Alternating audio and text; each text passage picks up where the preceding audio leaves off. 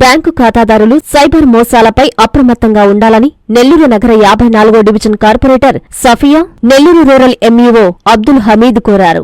నెల్లూరు భగత్ సింగ్ కాలనీలోని కమ్యూనిటీ భవనంలో ఆర్బీఐ వారి సౌజన్యంతో పొదలకూరుకి చెందిన ట్రీస్ స్వచ్ఛంద సేవా సంస్థ బ్యాంకు ఖాతాదారులకు ఆర్థిక అక్షరాస్యత, సైబర్ మోసాలపై అప్రమత్తతపై అవగాహన సదస్సు నిర్వహించారు.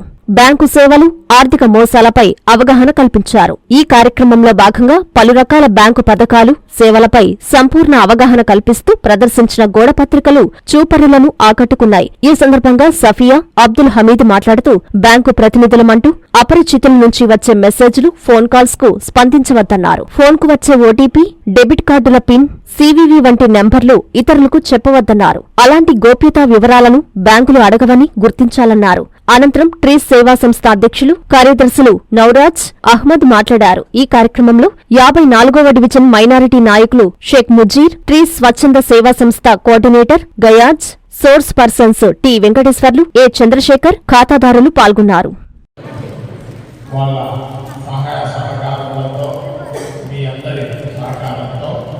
ఈరోజు మనము ఇక్కడ ఈ యొక్క మీటింగ్ అరేంజ్ చేశాము.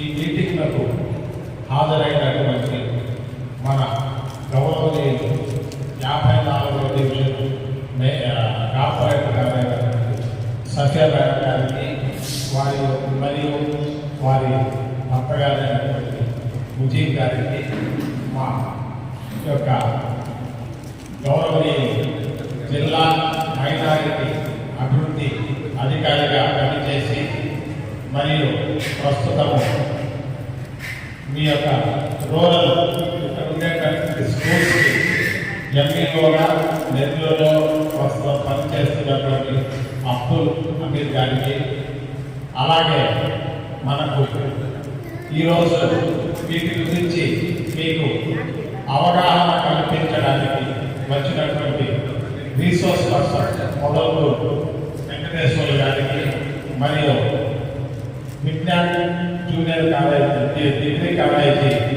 లెక్చరర్ ఏ చంద్రశేఖర్ గారికి మా తరఫున మా సంస్థ తరఫున కృతజ్ఞతలు తెలుపుకుంటున్నాను. ఈ యొక్క మీటింగ్ ప్రధాన ఉద్దేశం ఏంటంటే, మనకు టెక్నాలజీ పెరిగింది. మనము ఫోన్లో ఇవ్వాలని మొత్తము ట్రాన్సాక్షన్ చేస్తున్నాం, కానీ డబ్బులు కానీ ఇతరులుగా. ఇంతకుముందు బ్యాంకుకి వెళ్ళి డబ్బులు తీసుకోవాలంటే క్యూలలో నిలబడి పంటలు పడేవాళ్ళు, వేరే వాళ్ళకు డబ్బులు పంపించాలన్నా ఇబ్బంది పడేవాళ్ళు, చాలా టైం తీసుకుంటుంది. ఆ విధంగా టెక్నాలజీ పెరుగుతూ వచ్చి ఈరోజు మన ఇంటి నుంచే, మన షాపు నుంచే, మన ఫోన్ ద్వారా దేశ విదేశాలకు, మన బంధుమిత్రులకు మనము డబ్బులు పంపగలుగుతున్నాం. టెక్నాలజీ అంత పెరిగింది.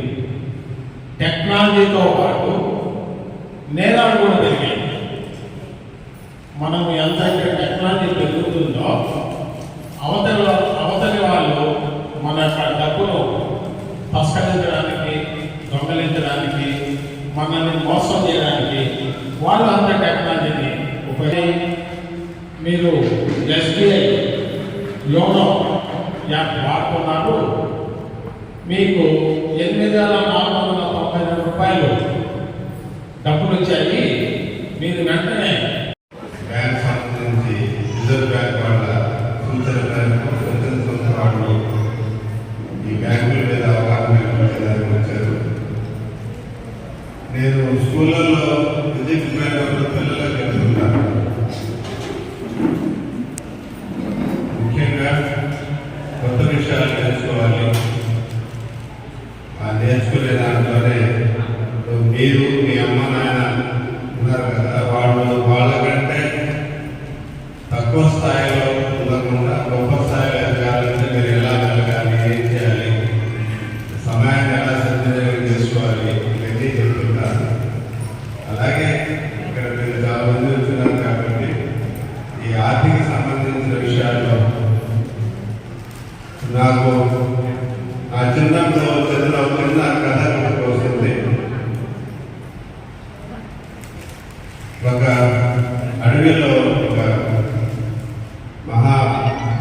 చెట్టు మర్రి వృక్షం ఉంది. దాని పక్కనే ఒక సింహం నివసించే గుహ ఉంది.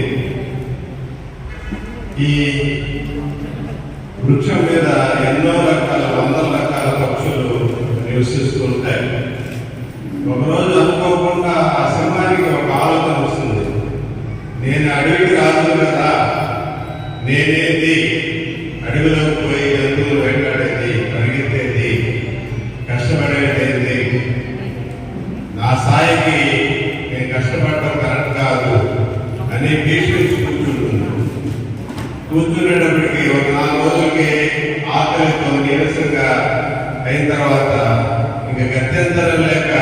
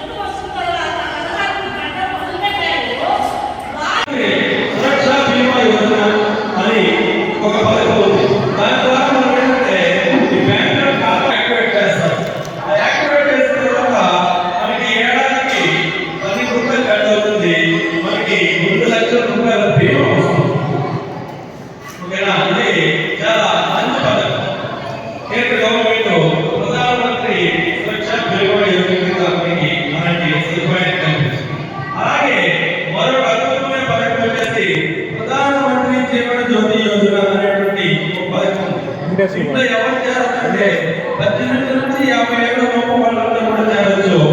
దీనికి ఎంత కట్టాలంటే మనము ఏడాదికి 330 రూపాయలు కట్టాం.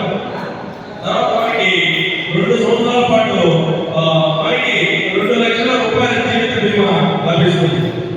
కాబట్టి ఇలాంటి పథకాలు ఉన్నాయి. అలాగే ఇంకొక పథకం అటల్ పెన్షన్ యోజన అనేటువంటి ఒక పథకం ఉంది.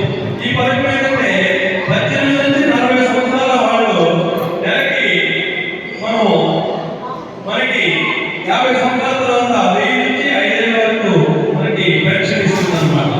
సో ఇలాంటి పథకాలను కనుక మనం బ్యాంకులో మనం ఏ బ్యాంక్ అయితే మన ఖాతా ఉందో ఆ బ్యాంకులోకి వెళ్ళేసి ఖాతాలో డబ్బులు మాత్రమే తక్కువ మొత్తం, ఇప్పుడు నేను చెప్పిన మొత్తాలన్నీ తక్కువే, 12 రూపాయలు 330 రూపాయలు ఇవన్నీ కూడా తక్కువే. కాబట్టి ఇలాంటి పథకాలన్నింటినీ కూడా మనం ఉపయోగించుకొని జాగ్రత్త